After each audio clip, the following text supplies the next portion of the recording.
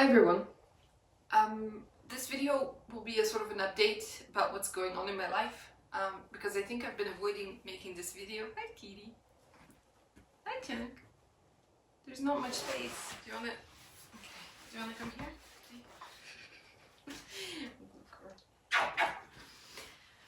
I've been avoiding saying stuff because I think I came on this platform to talk about myself and to talk about my life and to talk about like things to express myself, and I don't think I fully have been because I think I've been scared. So yeah, just wanted to do an update about what's been going on in the past, I don't know, like two weeks, maybe a bit less. So I've been writing a lot because a lot of things have happened. But it's been a sort of an epiphany. I had been having a really hard time in the past few years because I'd been living in Ireland for years, and I'm having a really hard time. I don't want to be living here. I like parts of it, but I thought the problem was with Ireland. I think the problem is that I don't want to live here, and that's not my home, and I don't feel comfortable. But I think it's deeper than that also. I think I'm not comfortable in general in my life, and I think some things need to really change. I think I had been living in this sort of state of constant fear and judgment of myself, and it just can't go on. I'm having trouble getting into this video because for some reason as soon as there's a camera pointed at you, it's really hard to gather your thoughts. Even though I'm not uncomfortable being on camera, but for some reason everything kind of falls away.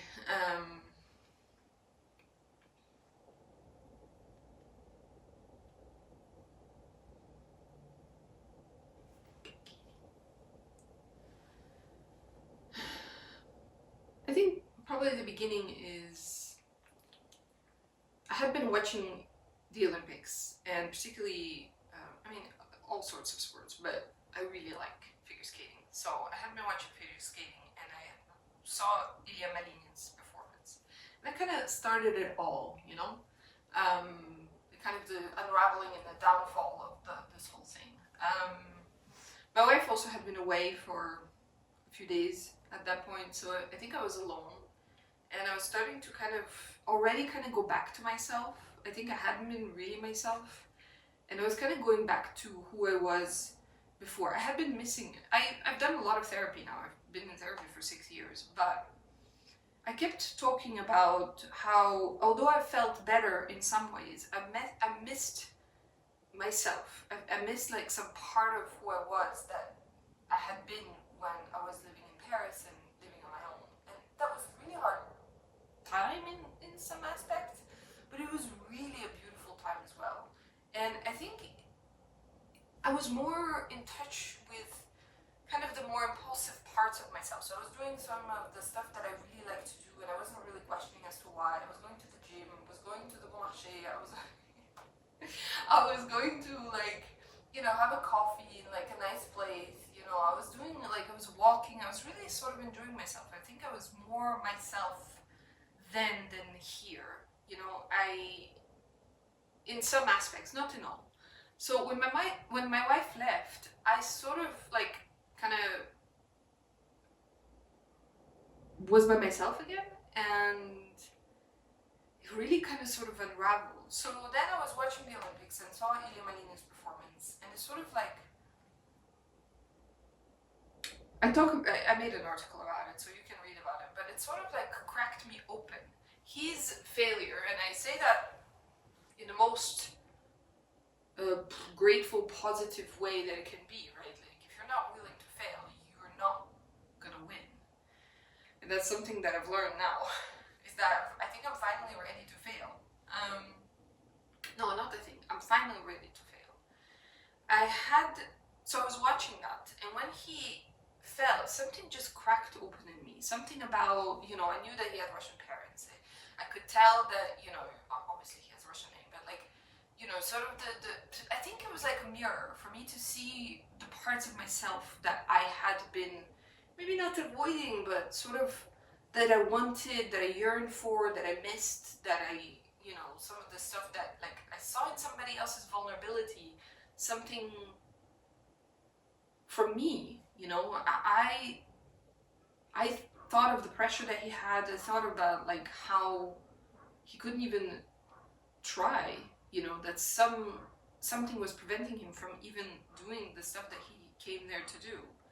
And I really could like identify with that because, I do this thing a lot where I start things but I can't quite like, I start like things but I can't quite make it to actually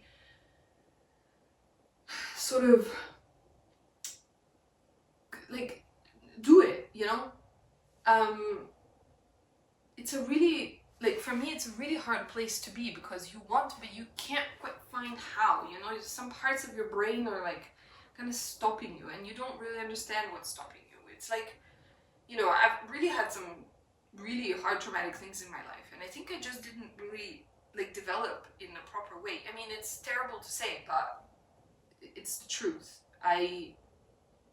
There was some stuff, maybe, I'm thinking now of Peter Korn's words of like, maybe the belief that something is wrong with you is what's wrong with you. So maybe that's it. Maybe nothing is wrong with me. And I just need to stop acting like it is. But it doesn't, it sort of downplays a little bit the very real things that sort of, prevent you from doing this stuff, I'm so grateful for Skitty to be here. But anyway, when I watched his performance, I sort of completely unraveled. I was like sobbing for 3 days straight. My first instinct was to do a video, then to write about it. So I wrote about it, I refined the text, etc. and I published it 3 days later. And then I realized that I hadn't been quite honest as to some of the stuff that I had been writing, because I wrote about my mom and I wrote about like, that I also, I think, want to be an athlete because I had been sort of prevented from it as a kid, like not really. My mom is a professional dressage rider, but we had a very toxic relationship, and that sort of like, because she's a super talented rider, that sort of like spilled over into that arena, and it gave a whole other like kind of arena for me to be really tortured and abused. So it was, it was really a few really tough days where I really needed to kind of understand what was happening, because I just kept crying. And of course, Instagram being what it is, I kept getting flooded with like videos of Ilya and etc. Because I had been flooded with videos of Ilya, I then discovered he did bribery, and that was another sort of plot twist that really sort of, again, spiraled me into it. There's a lot of themes that are really close to my heart, and I have to be honest about what they are, because I don't know otherwise what we're doing, but like about like same-sex relationships, there's a lot of stuff also about Russia that really kind of resonate with me, and there's a lot of stuff also about like the actors. I became quite obsessed with Connor, the guy who plays Ilya, obviously because I see in him a sort of like, I think what I want to be, which is the same thing that happened with Ilya, is like sort of this like bright light, that I'm so jealous of. I was like, I want to shine as well. I just don't know how, I don't know how to get out of myself, or how to maybe not get out of myself, but get into myself, So it kind of spiraled in a beautiful way, but it was really sort of tough, you come into confrontation about what it is that you actually fucking want in this life. And truth be told, I don't know, but I think it's also because I don't know. And that's not a bad thing. I think I used to attach things that I wanted, like I wanted an outcome, out of my life. I wanted like a specific thing I wanted to work towards, like I want to be an Olympian, I want to be a dressage rider, I want to be a writer, I want to be whatever, And it's sort of now, I think I've released that.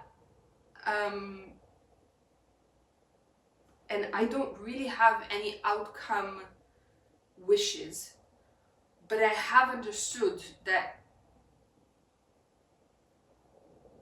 What have I understood? Not that I need to work for it. That's not what I understood, but because I had always been trying to work on it, you know? But I think what's been missing is this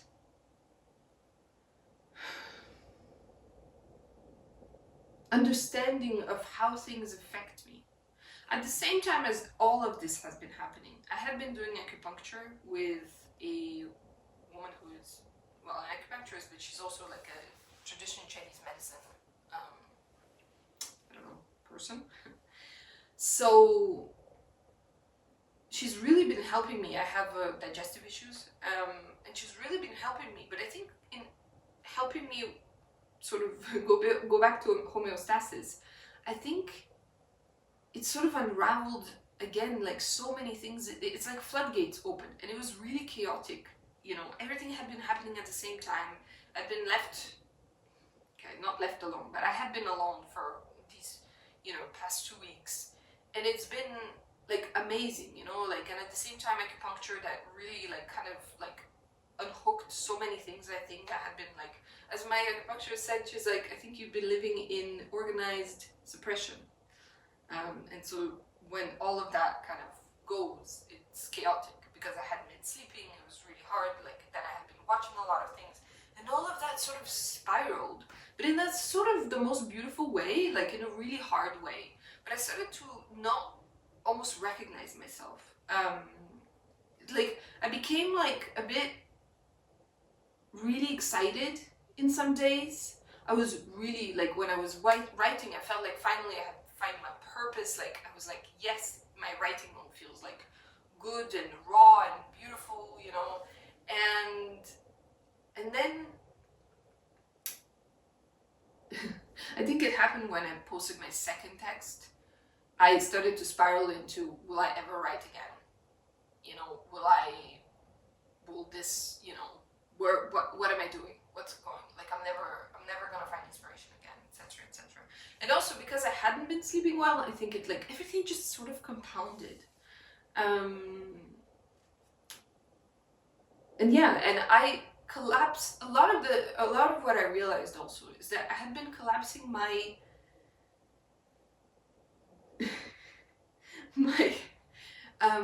my desire with myself. No, that's not right. I had been collapsing sort of what I liked with me, but then I would get into obsessions. So for example, Keto Driver became an obsession, Ilimalinian became an obsession, like everything kind of sort of in my life becomes an obsession until I can't anymore, and then I have to like step away, and then I hate whatever that is, you know. But I think it's because I hadn't been able to live my desires fully and accept them, whatever they are. I think they spiral into shame and obsession because they're not able to I'm not able to healthily relate to them, you know, in the sense that I feel bad about like liking whatever, and then that kind of drives even more of the same behavior. So I forgot where I left off, but like everything sort of like started to collapse, you know. And after I had published my second essay on Substack, I think I jumped on, like I figuratively jumped off a cliff, and I think I chatted to ChatGPT about it, but the insights were great. Like I also put my essay and everything, and it was really nice. And it kind of explained that I lacked a container and a grounded routine, you know, that I had been like feeling all these feelings, and I sort of like maybe slightly, I wouldn't say I overshare, but like I think I expect something to happen, and when it doesn't happen, I sort of jump like figuratively off a cliff, and I just need to integrate. That's another thing. I think I hadn't been integrating all my experiences into who I am. Every single thing that I like becomes sort of my personality instead of like just, you know, a thing I like. also I'm not gonna say I'm not able to, because that's not true, but like in some ways I'm not always able to hold like opposites, you know, or contradictory ideas, or things, you know, or things that I'm not comfortable with. Like it's sort of like fragment like myself into parts, you know, the good parts and the shameful parts, you know. And because of the way I grew up, I think I had been fragmenting myself for so long, and I think I had a lot like I lived in constant shame. And yeah, I think I hadn't learned, and I think I'm learning now, how to relate to my desire in a healthy way and accept myself as I am. Because there's things that I want in this life, but I'm not allowing, I don't know if it's the word, but I'm not sort of, maybe I'm not allowing myself to fully accept them, you know. And I'm very attached to outcomes, less now, or not at all, because I keep thinking to myself, I'm like, I don't know though, you know. It's like, what if, like, from this place of sort of like heavy dysregulation and fear and etc., how could I ever predict what I want? Like, you know, what like, I don't, you know, you like, I can't do that. I don't know what my life will, how will my life will unfold now that I'm sort of accepting, not sort of, I am accepting myself as I am, you know? Yeah. I'm like excited to almost discover who I am, because I don't think I was gonna say I had been given a chance, but yeah, a lot of it stems from childhood. Like I'm like, I'm always a bit hesitant to people that victimize themselves had been victims.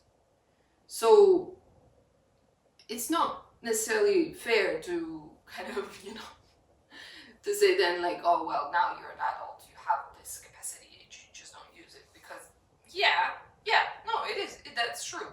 But there's also real protective and deep-rooted sort of mechanisms in your brain that sort of prevent you from it. Last night I was spiraling, and I think I realized this morning why, is because again, I posted a article yesterday, and I think my nervous system is so not used to showing up as myself that when I do, it's not specific even thoughts. It's not like, ooh, I feel like I overshared. Ooh, I feel like I said this. No, it's like my nervous system just becomes like insane. And I feel so dysregulated, and I start like having crazy thoughts. But last night, the most amazing thing happened for the first time, and I started to notice that more and more, is that I'm not able to handle, I'm just not wanting to engage with the internet as much as I used to. In the things that I consumed so much, but I didn't create. And I think a part of me now is realizing there's such a disconnect between that, and you have to create. If you all you do is consume and not process, because that's another thing. Consuming is fine, but you need time to process and kind of digest it and integrate it into your life, you know, the things. But if you never do that work, you're sort of like constantly catching up, or never like actually processing information and feelings and things in real time. And so last night, after I posted the essay, I cooked for my dog, then I walked her, etc., etc. But then I realized that I didn't want to watch TV. I didn't want to do anything. I didn't even want to read a book. I didn't want to do anything. The only thing that sounded good to me was do something like manual with my hands, or like something productive, like clean the office, or what else did I think? Or clean the coffee table, something like that, you know, like, and I was like, but that's nuts, you know? But I think I had been living like this for so long. that now when that program sort of, I think, is dying, because this mindless consumption, it doesn't feel good anymore to me. This like constant sort of plugginess doesn't work anymore for me. But I haven't yet found or created like sort of routines and a life that sort of supports this new program that I think is starting to kind of get online in my brain. I think it's just very jarring. I just kept crying last night, but not out of sadness. It wasn't like I didn't feel like it was a problem. I just felt like it was really a reality that was setting in, but it felt so jarring and it felt so scary.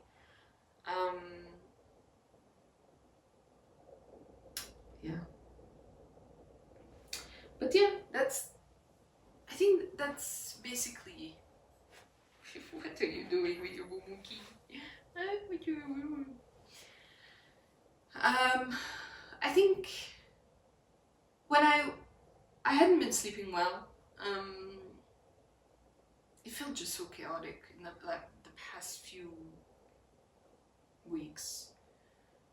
But one thing for sure is that I don't think I'll ever go back. You know, you always I always wondered how true change works. But it is when you do it from an authentic part of yourself, it's not hard. I eat really well right now. It's not hard. I don't struggle. I don't have cravings. Not because I can't have these things, but because even I eat stuff, sometimes that there's a dog passing in front and Skeet is growling.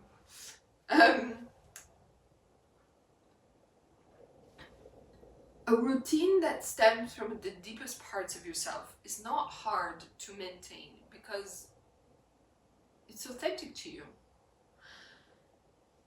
It's not hard to do things when you know why you're doing them and they're from you and not from somebody else. I think I had been running a lot of stuff in my life according to other people.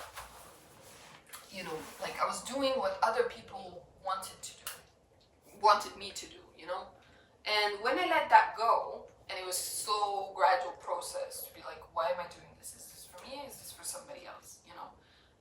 A lot of things fell away. And a lot of people, frankly, fell away. But now I'm sort of kind of reclaiming these, myself, I have been missing this Julie that is this spunky, irreverent, wild person. And then when I see one of the things that I loved about Yemahine is because he was so wild. I love that wildness, that I don't know, that he was shining so bright. But I became obsessed with it because I want that. It's not in him that I see that. It's myself. It's like a mirror, we see parts of ourselves in other people. Yeah. So yeah, I'm just done sort of living in shame and fear.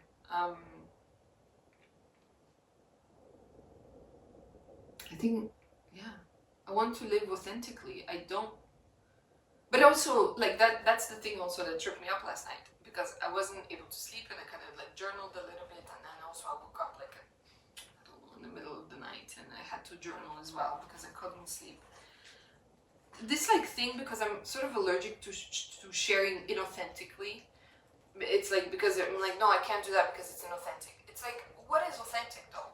Authentic to whom? This heavily dysregulated person that is afraid of living its life, and also, frankly, that hasn't had that much.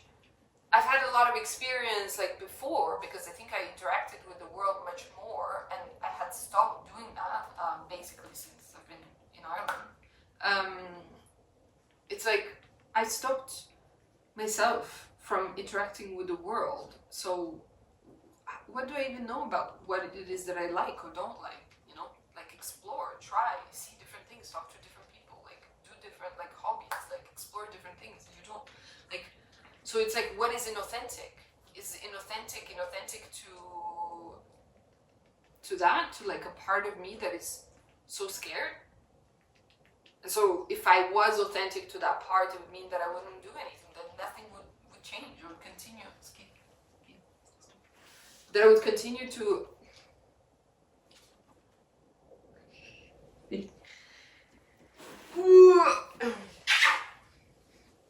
that I would continue to good job. That I would continue to live in fear and continue to live in this space of, you know, like where I don't try things, where I try things and I give up after like a few things because I'm just scared. And I can't live like that anymore. I just can't. It's becoming impossible. It took me years to figure that out, but like honestly, it's just becoming impossible. I cannot like be scared like that.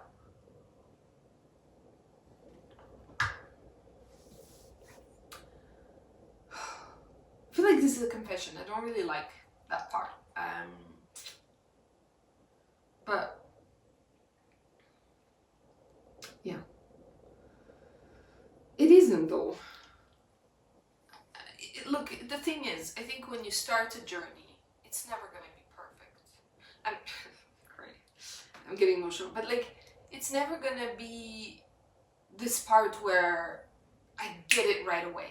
You know, I get what I'm trying to do. I'm trying things. YouTube is a thing I'm trying. I'm writing on Substack. I'm gonna post on Instagram. These are the things that are available to me and that I'm trying. And I will try other things. I'm going back to the gym. When I said that to one of my oldest friends, she's like, oh my god, yes, you're always going to the gym. I was like, I know. I'd stopped going to the gym because... Why? I mean, one, I didn't really have one next to me, and then when I moved to Manchester, I was in the dumps.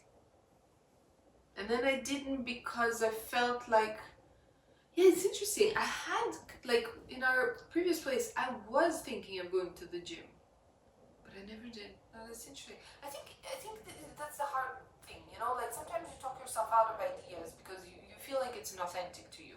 But in truth, maybe it's hard to make the difference between like, is it something I want to do, or is it like something like an escape of some sort, or I'm trying to whatever. But you know, sometimes you don't know until you try. You really don't.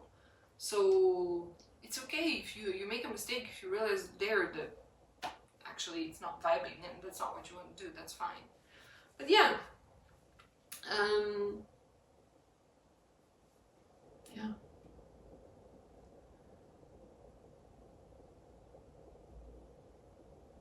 The things that play in my mind are constantly that, why am I,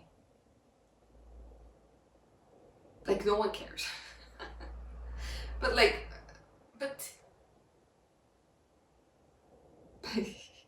I think it's not the point. I'm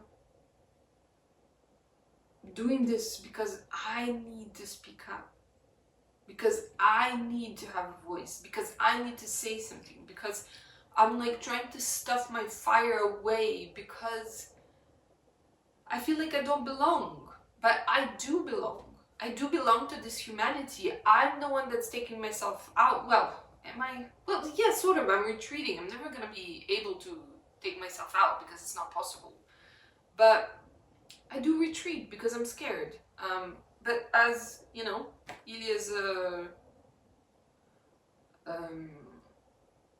sort of a program showed that it is in vulnerability that we can connect to one another, you know? And I'm not different from that. This kid never stays on my lap. This is really special.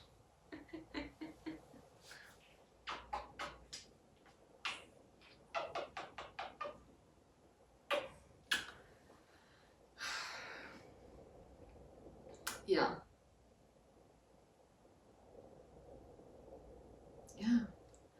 I'm excited, I think. I'm nervous. I'm nervous and excited.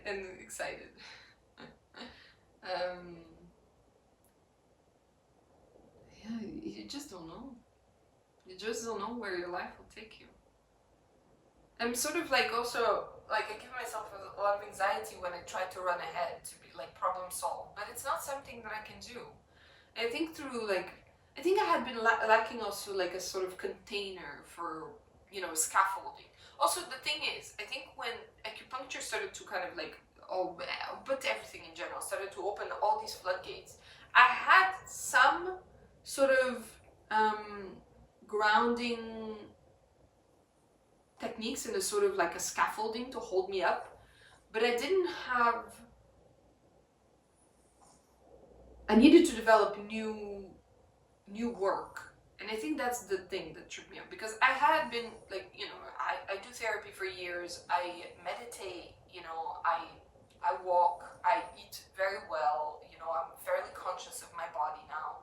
Like I really work on being present, with my emotions and what's happening in my body, and not just like intellectualize them. But I think a part of like me was that it was so much, that it was so chaotic, and I think I lacked some of the elements to sort of continue that, to live more fully, and to be able to transform and transcend some of the things that I was feeling. So the gym, I'm gonna, go back into the gym. And I think also, like my wife leaving, I had realized I wasn't spending enough time alone with myself. I was, but not in a purposeful, meaningful way. It was like sort of a default, like something that just happened, but not something that I cultivated and paid attention to. So yeah, this has been a really like important part of my life, and I just realized the benefit of having offline hobbies, and yeah, like when you're plugged into other people's stories, it's really, it's a beautiful place to be. That's how we relate to one another, that's how like you watch like videos, you listen to music, you read books, you talk to people.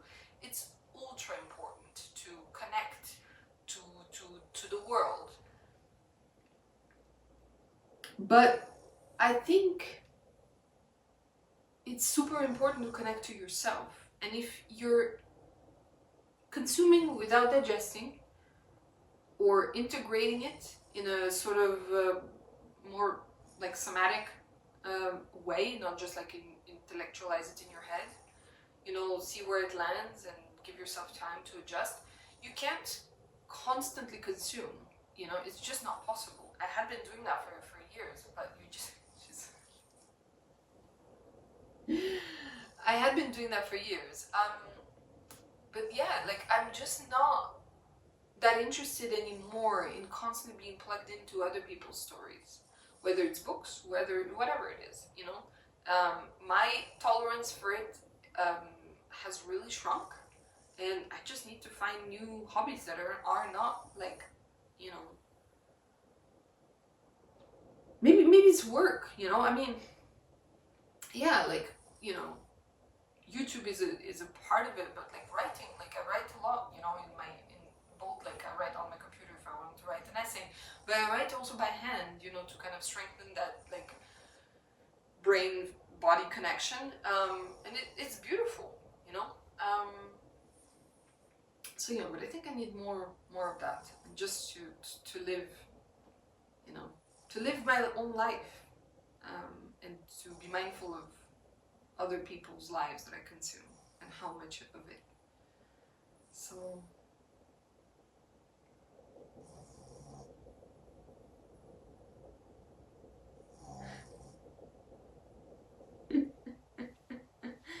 que foi, meu amor? You never sleep on me.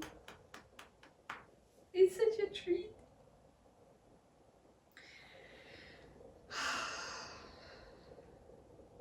I don't know where this YouTube journey will take me. I think for the first time I don't really have expectations. I think I want to be myself. Yeah. I think I've let go of outcome. Wow, It's such an interesting like way that the way it happens, you know. Traditional Chinese medicine, they don't distinguish between the body and the mind. So for them, it's all the same. So when you like have like psychological struggles, you have it's not, you know, solved in your head.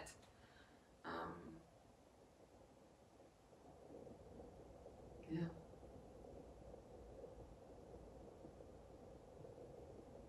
Yeah. And Chunky, how do you feel?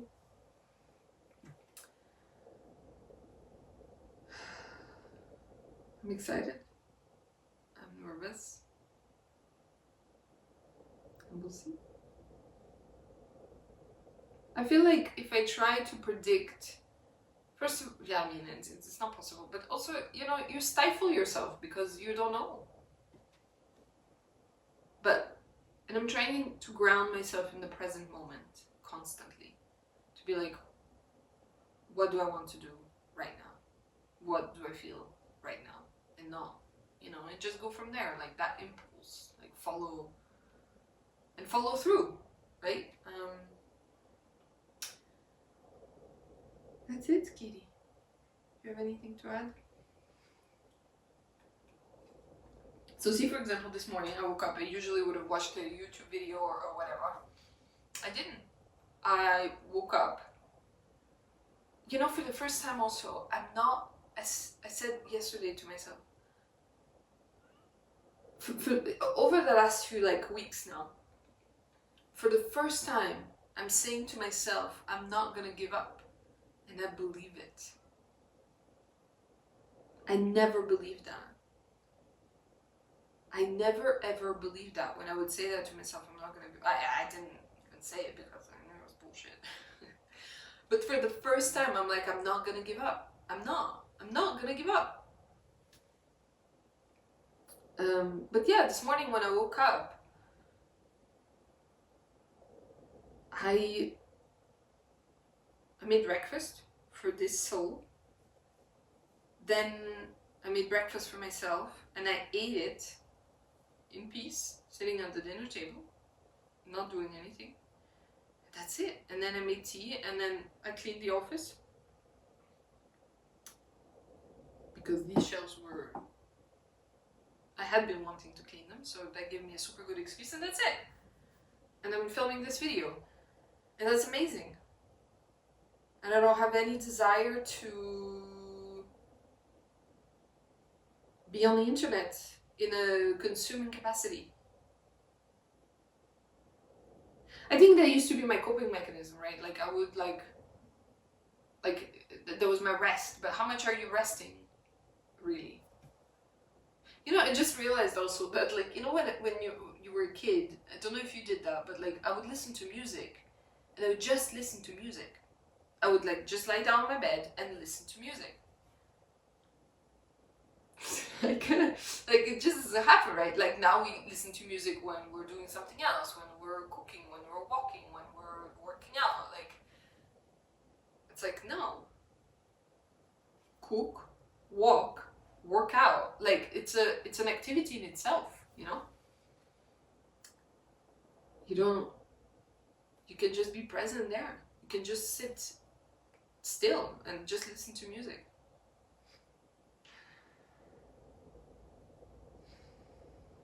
Yeah. That's Kitty.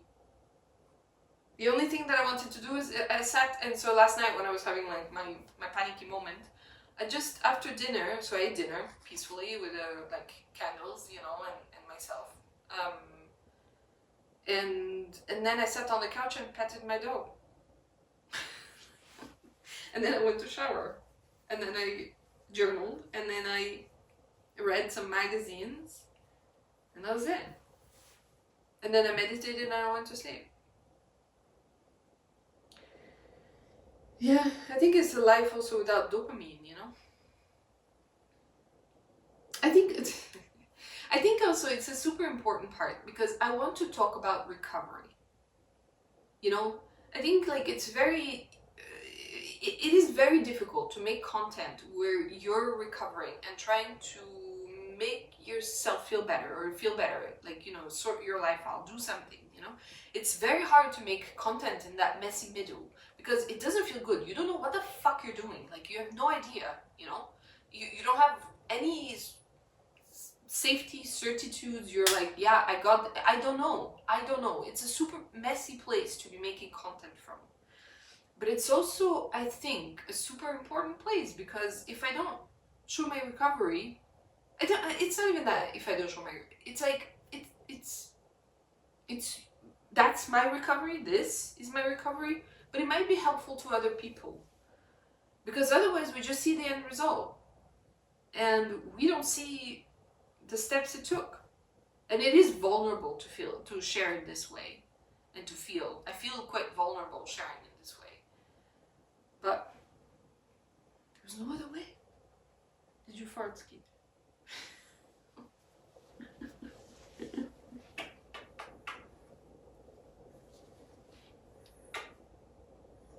Why are you crying?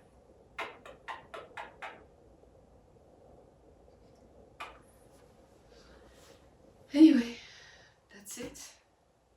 I really enjoyed making this video. And I think I'm gonna do more. Yeah, it's for me. If no one watches, can I say that? Does it feel authentic? Whatever that means. Yeah, I can say that. If no one watches, I'm okay. My head twitched. Yeah.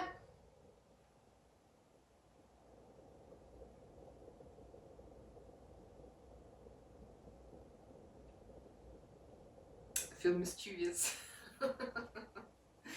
I feel mischievous. And today, my plan is I need to walk this princess. And then I'm gonna go to the library because I need to buy, not to buy, sorry, that's the thing where I want to go to, I want to borrow books. It's such a calming thing, you know, I want to read at night, but I don't have any books to read. So I want to borrow books and I'm gonna check out the gym. Possibly take a subscription.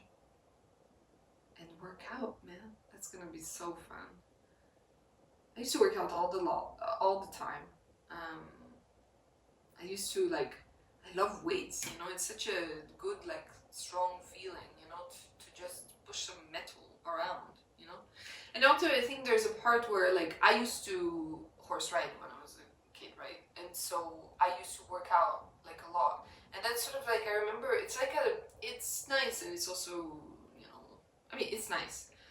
When you're physically tired, there's something, it just kind of, you're peaceful. It's a lot, you have to manage it well, right? That physical and mental exhaustion. I think I've been so mentally exhausted, yet not physically exhausted. So you're kind of trapped in this, you know, you're in this constant spinning that doesn't really have a release, you know? So I'm excited to work out. Right? Because all I do is walk this chunk. That's it. That's it.